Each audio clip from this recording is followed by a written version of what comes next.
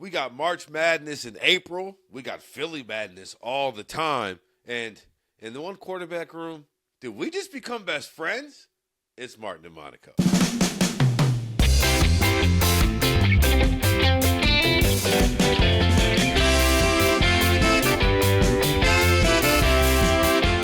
So, Alex, let's go ahead and dive in. Took a week off last week, but the Final Four now set.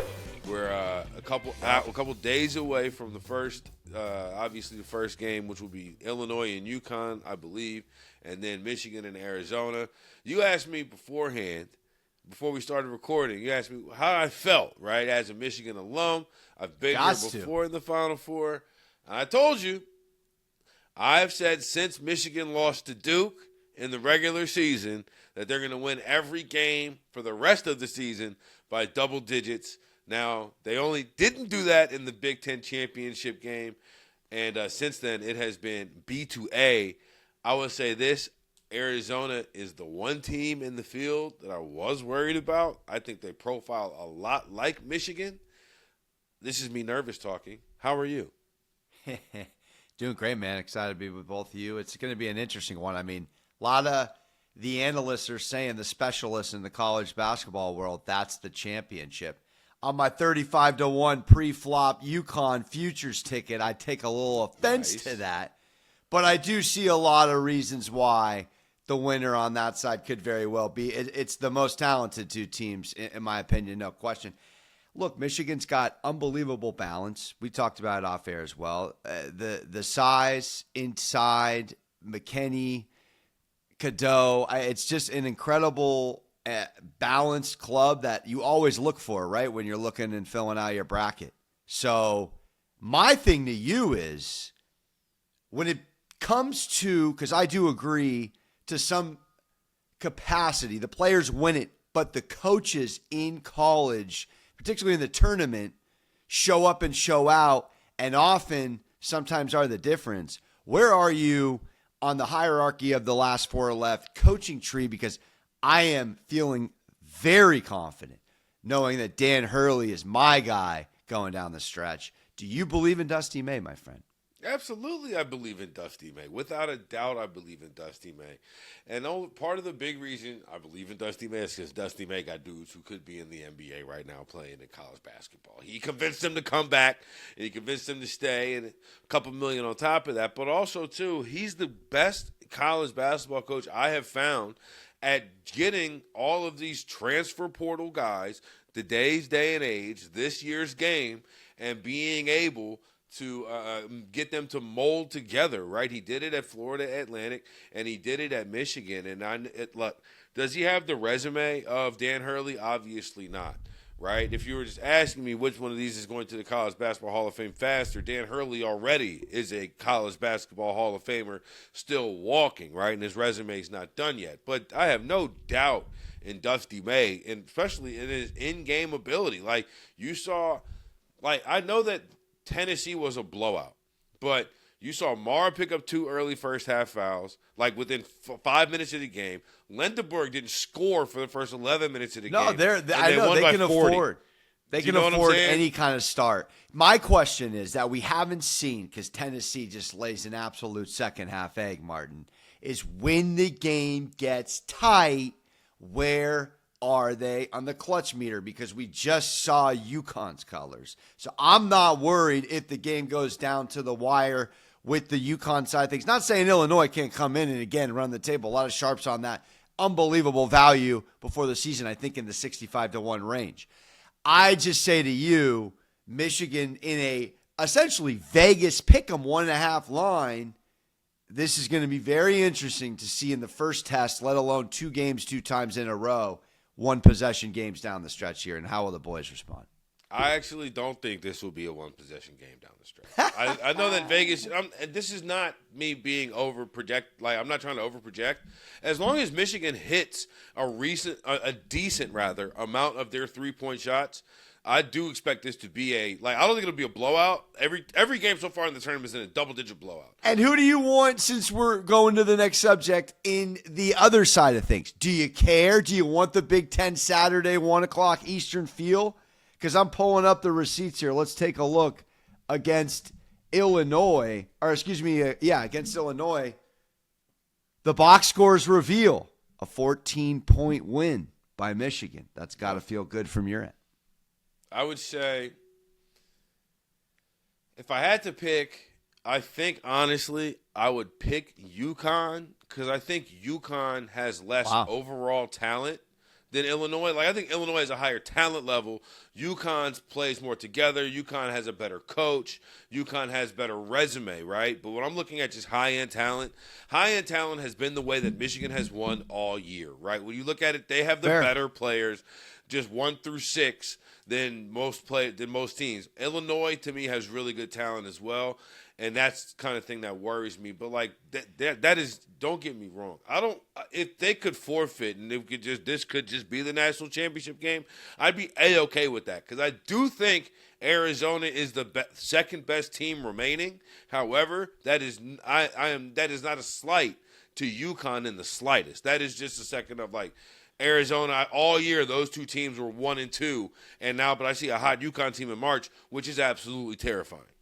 The last thing I'll say is it's always wonderful that this tournament just levels a playing field because how often does the most talented team raise a trophy at the end of March, a.k.a. early April? So, what a time for my girlfriend to have a birthday the exact day of Final Four. Thank you so much. I'm going to be double multitasking, dude.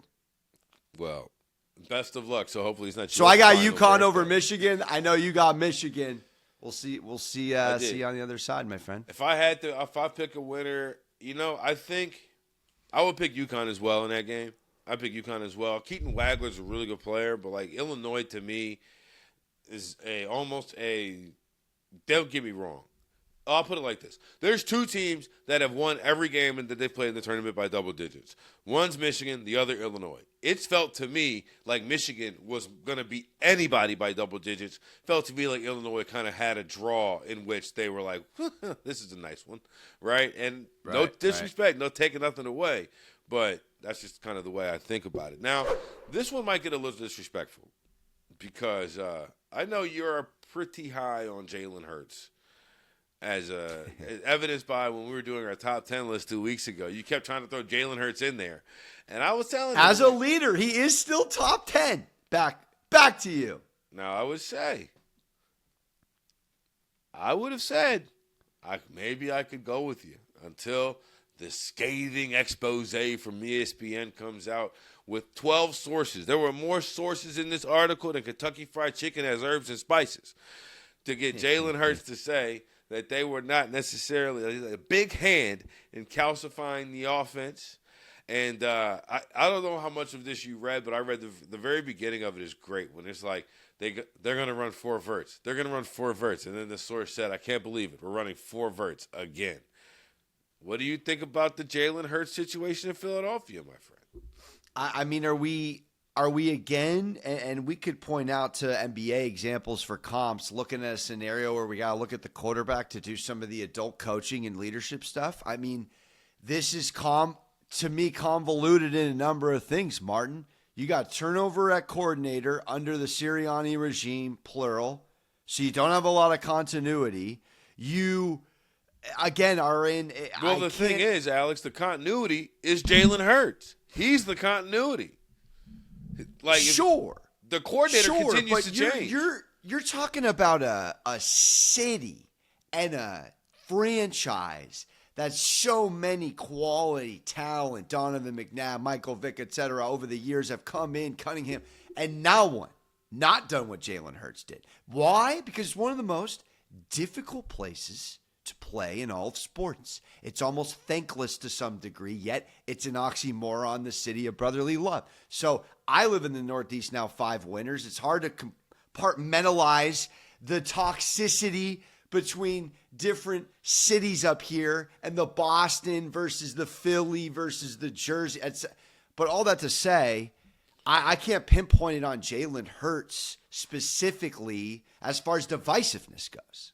So for me, when I was saying the continuity is Jalen Hurts, it makes sense to me on a level that we'll revert back to what we've done in previous years because you're new here. whoever the offensive coordinator is, you're new here. This is your first year. You know what I'm saying? Like, I've been here. You're new here. Let's do this because I've won a lot of games. And I completely understand that. But my takeaway is this.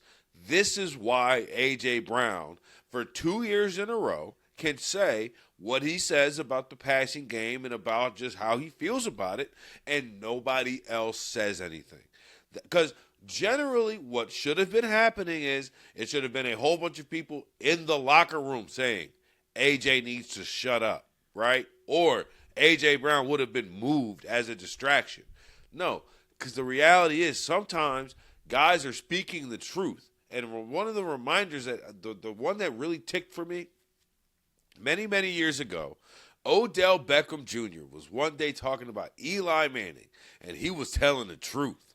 And Odell was vilified for it because you couldn't talk bad about Eli Manning because Eli Manning is a New York legend. He's literally a giant, right? But it was at that moment. It was Odell's rookie year, right? So it was just, am I saying that Jalen Hurts is a bad quarterback? Of course not. Eli Manning at the time wasn't a bad quarterback. There are places, a ton of places where he can improve. I just think this is absolutely why A.J. Brown was able to talk his talk, and everybody around was like, well, okay. But before we turn the page here, just, you mentioned Eli Manning in that era. Like, you're talking about a guy, Eli, who didn't have to do the heavy lifting from a leadership standpoint, because I always say it in television. Now I've been working in 5 years in New York. I go by the Tom Coughlin method. I'm sure you do too. If you're not early, 5 minutes early, the Tommy 10, you're late. So, that whole element, you think Sirianni, and again, he comes off as a guy that gets a lot of passes here. He needs to catch a stray in this whole thing. He, again, his inability as a leader of men, if I was doing a hierarchy, he's closer towards the bottom 10 of the league, whereas I would put Jalen towards the top as far as leadership. I know that almost sounds like it shouldn't make sense, because in some regard it doesn't. But like a Patrick and an Andy, they're on the same level. They're both adults. I don't feel that way when it comes to Sirianni often. And again, to me, stuff like this, it's like half Philly, half media, but it's also half Sirianni. He's not an adult, dude. To use a quote from the dating world, they're not equally yoked, in your opinion. Man, that one's up there for me equally. They're not at the same level. You know what I'm saying? She's got Ian, a PhD. you know what he's talking about over here? No, I'm just kidding. She's got a PhD, but he's got a GED. They're not equally yoked. It's like, dude, Jalen Hurts came through the Saban era. He was benched. He was staffed and stuffed. He had to transfer. Dude went through hoops and hurdles. How many Jalen Hurts out there didn't make it? For sure. So it's like, dude, there's no way this guy doesn't have what it takes internally, wouldn't be here already. Sirianni might be a dumb luck guy, carried by a coordinator duo once before and again. And when it sucks in coordinator land, he gets exposed like last season. I'll 100% say this, though. He's got to evolve as a passer. You can see his reluctance to throw the ball over the middle of the field. Sure, but you know what we're dealing with, Martin. This guy's not an all-world talent. Part of his intangibles and his top 10 appeal is the leadership element, is the thing that even your boss enjoys, the quarterbackial element, right? I mean, he's good in that regard, I feel. Some people would say he's an odd bird. I don't think he is. He never says the wrong thing at the podium. He's always – A.J. Brown said, you can't throw the ball. He's like, well, that's okay. I know. He's got to deal with an A.J. Brown. He's got to deal with a Sirianni, and he's got to call plays and play make. It's not easy in Philly while snowballs are being thrown at both people. I don't know about snowballs, but there will be a lot of eyes in one quarterback room in Las Vegas as the nicest, best Christmas gift-giving quarterback room ever assembled is just about done. Because the first guy in will be Kirk Cousins. In the room, I should say. Fernando Mendoza will be the second guy in the room when he's taken with the first overall pick. But, Alex, the question is, who will be first to the field on week 1? Dude. I already made a video. I had to get it out. Nicest, most well-behaved quarterback room in the history of quarterback rooms, gentlemen. No, you go first. No, you go first. Go first.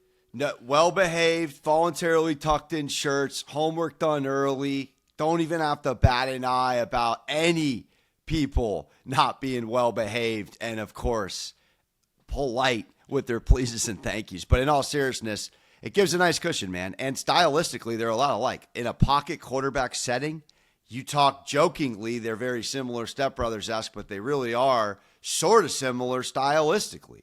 I mean, I know Ian mentioned off air or earlier about Ty Simpson being the comp, right, Ian? You thought he looked like him? Yeah, Kirk just looks like, again, a lot of nice cul-de-sac quarterback men out there that are he just happens to be in the league. But no, man, it adds a lot. I was doing New York radio a couple months ago, and I was selling Kirk Cousins to the Jets because what is he? He's stability. He's a bridge quarterback. He's an adult. He knows how to win games. He knows how to up-coach in that whole Penix scenario we've now seen to be the backup. He knows where he is in this scenario. I had misread the contract. I didn't read the fine print. I thought it was a true 5-year spiel. You break that down for the listeners, please. Yeah, that's important. Essentially, this is a 2-year contract. It's not actually too far off than the contract that Justin Fields and, honestly, Malik Willis signed. Justin Fields signed last offseason with the Jets. Malik Willis signed a very similar contract this offseason with the Dolphins. And this is almost the same thing, except those were both 2 years were guaranteed. If Kirk Cousins is going to make $10 million this year, the interesting part, $9 million of it basically from the Falcons, only $1 million from the Raiders. If he's still on the Raiders roster 2027, he will get $10 million guaranteed from the Raiders to make it a $20 million guarantees. Quick note, whenever you're looking at these contracts, I know that you think because Ian Rappaport and all those wear ties at work that you can just trust everything that they say. The numbers that matter in the NFL contracts are the number of the guaranteed money and the years in which the guaranteed money is spread apart. Once that is over with, guess what? You can be released. And guess what? You likely will. That's how Travis Kelce can have a $40 million bonus if he's on the roster in 2027. You know what's going to happen in 2027? Subscribe to the Martin and Monaco show. You get entertainment and you get detailed breakdown and caps by our guy Martin Weiss. That was. I got a little better. I don't know if Ian did too, but I appreciate that because that is important, my man. Not a lot of Twitter users scrolling into the weeds there to get the real meat and potatoes. I'll do it, seeing as the people who actually talk to these insiders and agents and players seem to not want to do it. I'll be happy to carry the burden. Love it. Now, speaking of carrying burdens, listen. I was not necessarily down on this player when he started his career. I just feel as if I was neutral, and then being neutral was deemed as being down. Because if you said that Victor Wembanyama was going to be anything besides the absolute, without a doubt, period, stop, best player who has ever played of all time, then you were like deemed a hater. And I'm here to say this.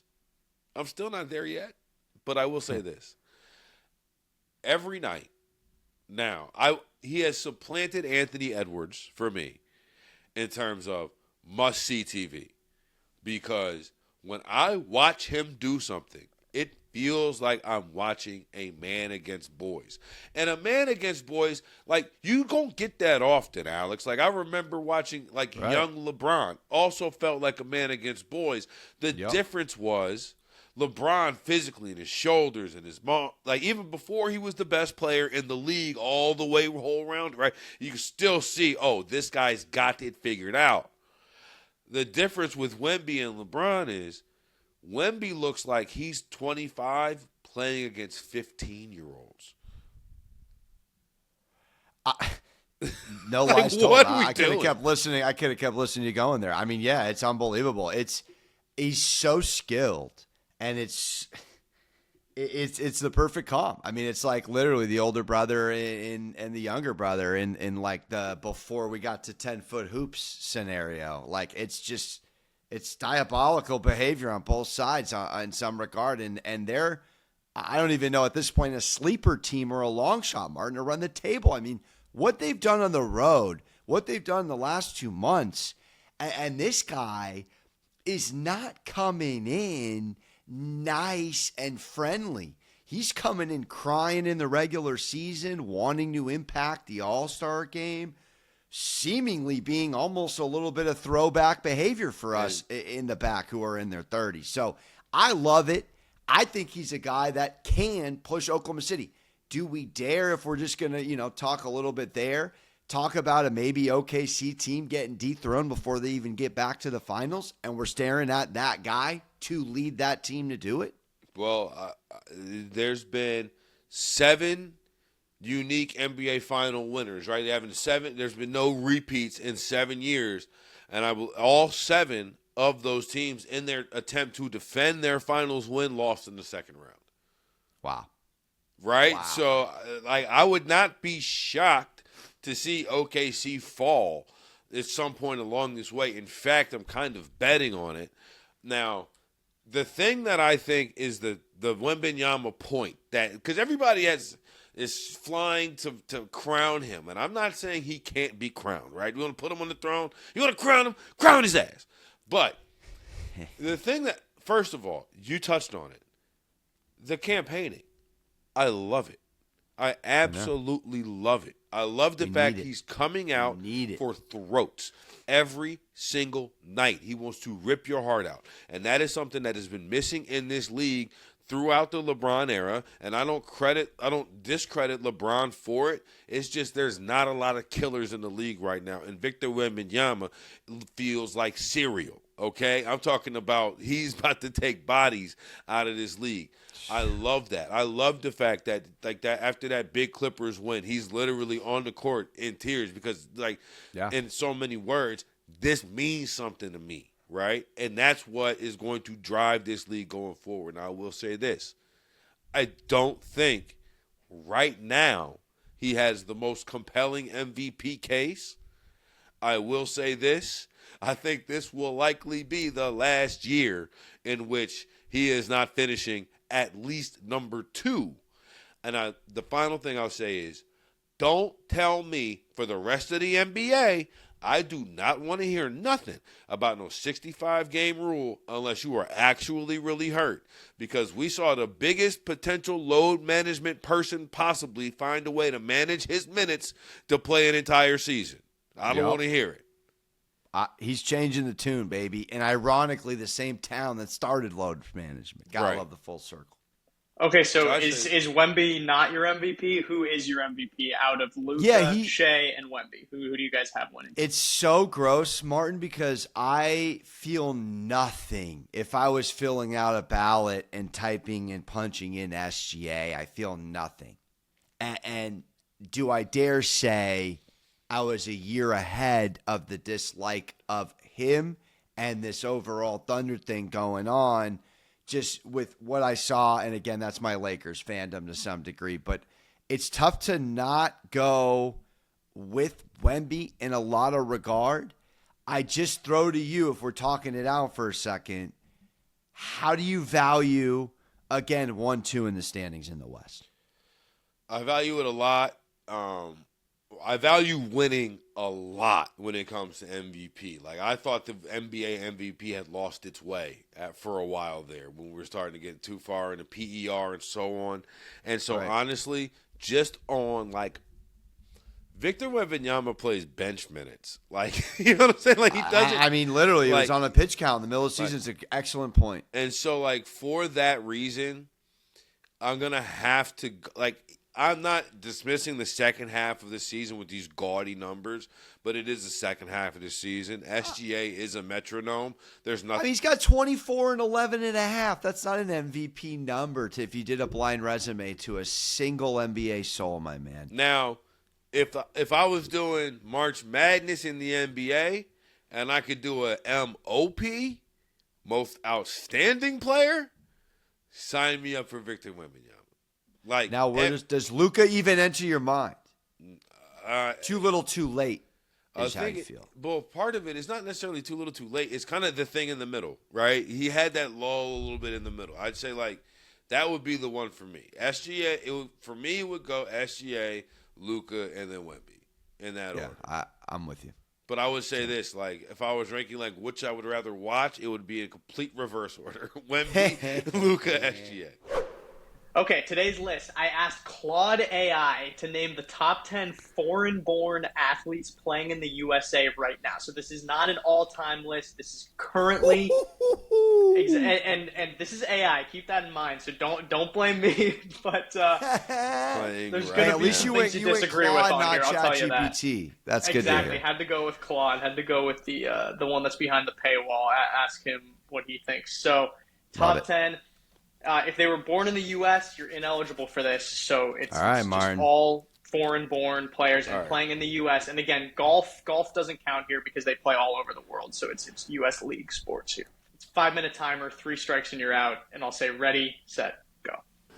Shohei Ohtani. Done.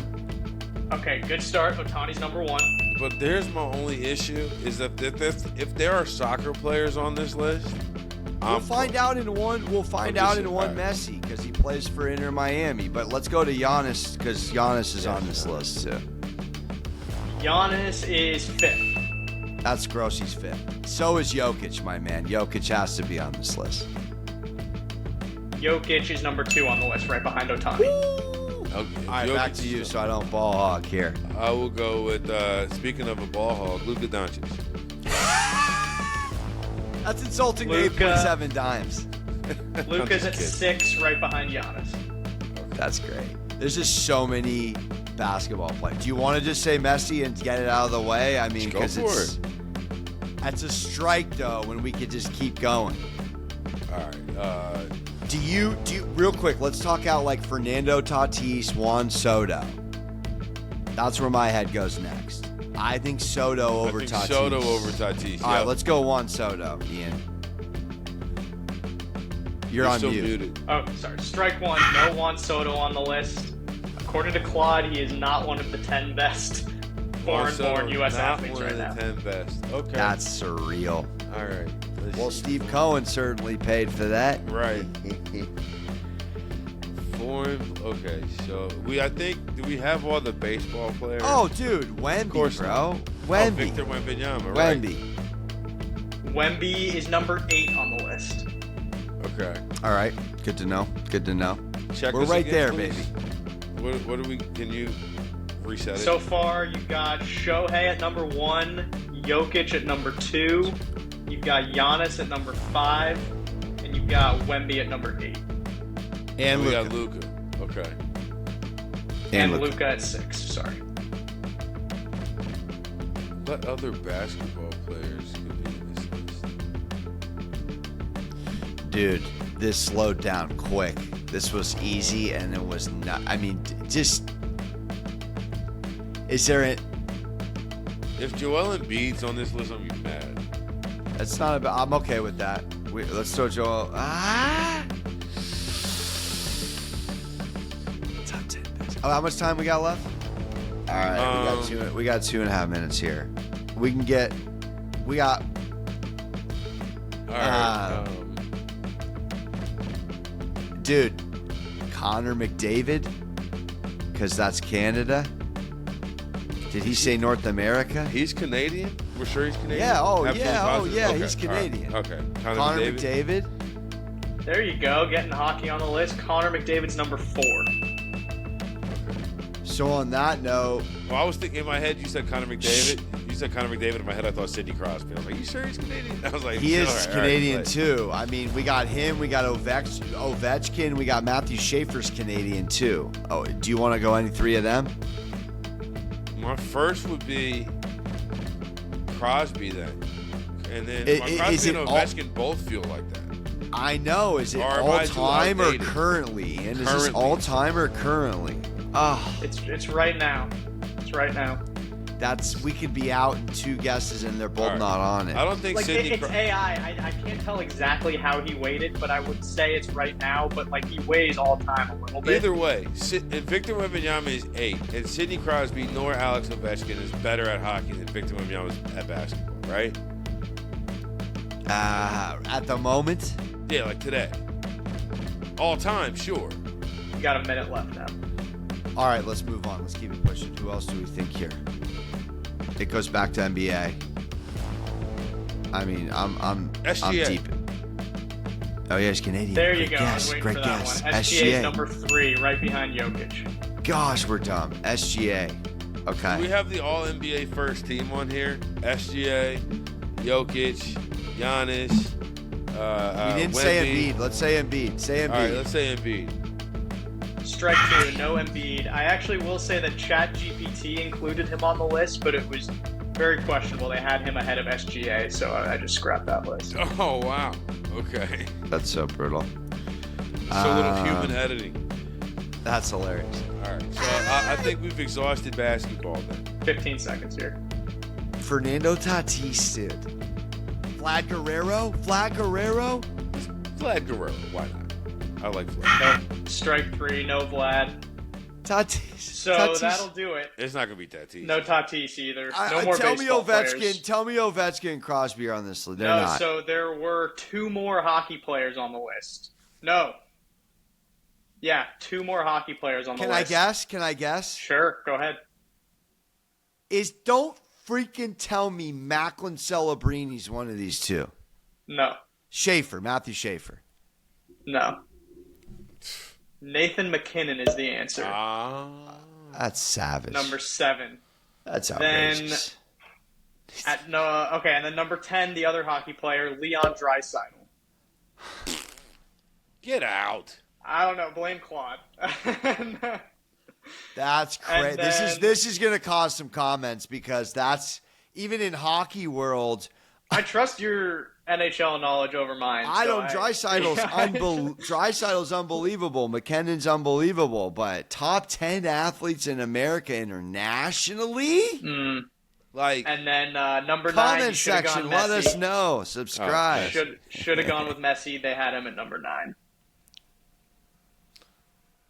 So how many were we actually short? Did we get 7 or we only got 6? You got 7.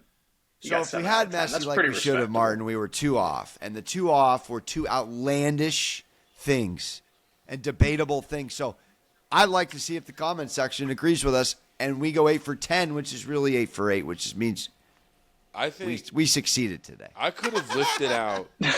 I could have lifted out probably 1,000 international athletes across all sports before I got to Leon Draisaitl.